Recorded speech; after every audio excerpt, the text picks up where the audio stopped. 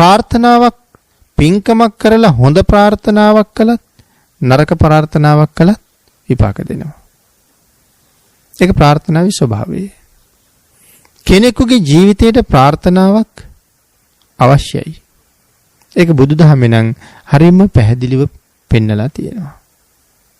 මජ්ක්‍ධිම නිකායේ තියෙනවා සංකාරෝප්පත්ති කියලා සූත්‍රය. ඒ සූත්‍රයෙන් බුදුරජාණන් වහන්සේ ප්‍රාර්ථනාව ගැන අපූර්ව කරුණු පැහැදිලි කරලා තියෙනවා. ඒතර කෙනෙකුට ප්‍රාර්ථනාවක් අවශ්‍යයි තමන්ගේ සංසාර ගමන ඉලක්කයක් හොයාගෙන යන්න. එන්න මෙච්චරයි මම යන්නේ. මෙතෙන්ටයි යන්නේ. මේකයි පරමාර්ථය කියලා ප්‍රාර්ථනාවක් තියෙන්න ඕනේ. එතකොට මම සඳහන් කළා ඒ ප්‍රාර්ථනාව හොඳද නරකද කියන එක බලපාන්නේ විපාක දෙනවා. ස්වර්ණ තිලක කියලා කාන්තාවක් පෙර භවයක කරපු ප්‍රාර්ථනාවක්. ඒ පින්කමක් කරලා කරන ප්‍රාර්ථනාව තමයි ඊටාම ලස්සන රූපයක් ලැබෙන්න ඕනේ. මිනිස්සුන්ට අදහන්න බැරි රූපයක්.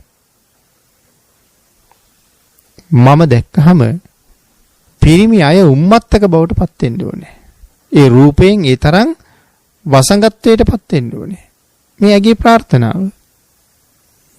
ඉතින් ඒ ප්‍රාර්ථනාව මේ විදිහටම විපාක දුන්නා. ඉතින් පිරිමි අයට ඇය දැක්කහම මේ සිහි නැතුව යනවා. කල යුත්තේ මොකද්ද නොකල යුත්තේ මොකද්ද විය යුත්තේ මොකද්ද මේ සිහිය පවත්වන්න බෑ. අන්තිමට පෞල් පසුබිම් දෙදරලා යන නිසා මිනිස්සු ඇයව ගහලා මරලා දැම්මා. අනාථපිණ්ඩික සිටුතුමාගේ ඥාතියෙක් හිටියා. ඔහුත් සංසාරේ කරපු ප්‍රාර්ථනාවක් තිබුණා. ඒ ප්‍රාර්ථනාවේ එක ප්‍රාර්ථනාවක් තියෙනවා. කොයිතරම් සිල් ගුණ ආරක්ෂා කරන පතිවත රකින්න කාන්තාවක් නමුත් ඔහු දැක්කහම ඔහුත් සමග කායික සම්බන්ධයකට නිකම්ම කැමැත්ත ඇති වෙන්න ඕනේ. ඒක ඔහුගේ ප්‍රාර්ථනාවක් පින්කමක් කරලා. ඒ ප්‍රාර්ථනාව විපාක දුන්නා. ඔහු එහෙම කළා. ඔහු කාමසේවණයට බොහොම ලොල් කෙනෙක්.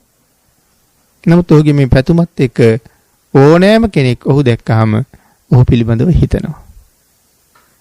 ඉතින් බොහොම අමාරුවෙන් කොසල් රජුරුව ගාවට අල්ලගෙන යනවා. ඉතින් ඔහු පරදාර සේවනය කරනවා කියලා. අනාථපිණ්ඩික සිටුතුමාගේ නෑයේ කිඳ රජුරුවන්ට කරන්න දෙයක් නෑ. අන්තිමට සිටුතුමාට මේක ආරංචි වෙලා බුදුරජාණන් වහන්සේ ගාවට එක්ක ගිහිල්ලා මොහු ගැන කරුණු පෙන්නලා අවවාදයක් කරවන්න කියහම භාග්‍යතුන් වහන්සේ අවවාද කරාම තමයි ධර්ම අවබෝධය කරලා ඒ වැරදි ප්‍රතිපදාවෙන් අත මිදෙන්නේ. ජාතක පාළියේ තියෙනවා චද්දන්ත ජාතක කතාවේ චූල සුභද්‍රා චද්දන්ත රජුරුවන්ගේ දෙවෙනි බිරිඳ පසේ බුදුරජාණන් වහන්සේලාට දන් දීලා තමන්ට ලැබෙන පළතුරු කොටස පසේ බුදුරජාණන් වහන්සේලාට පූජා කරලා ඒ ප්‍රාර්ථනාවක් කරනවා ස්වාමීනි මේ පිනෙන් මම ඉක්මනට මැරෙන්න ඕනේ. මදුරට සාගල නුවර රජුරුවන්ගේ දුව වෙලා ඉපදෙන්න ඕනේ.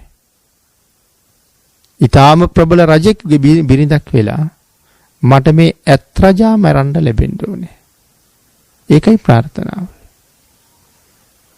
ඉතින් පසේ බුදුවරුන්ට දන් දීලා ප්‍රාර්ථනාව කරලා නොකා නොබී ඉඳලා මැරිලා ඒ ප්‍රාර්ථනාව එහෙම්මම මුදුන්පත් වෙනවා. පස්සේ කාලයක චද්දන්ත ඇත් රජු මරවන්නේ එයම තමයි.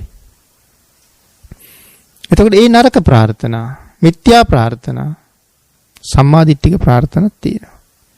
ඒ නිසා මේ ප්‍රාර්ථනාව හොඳට කළත් නරකට කළත් කරන්නේ පින් කරලානේ.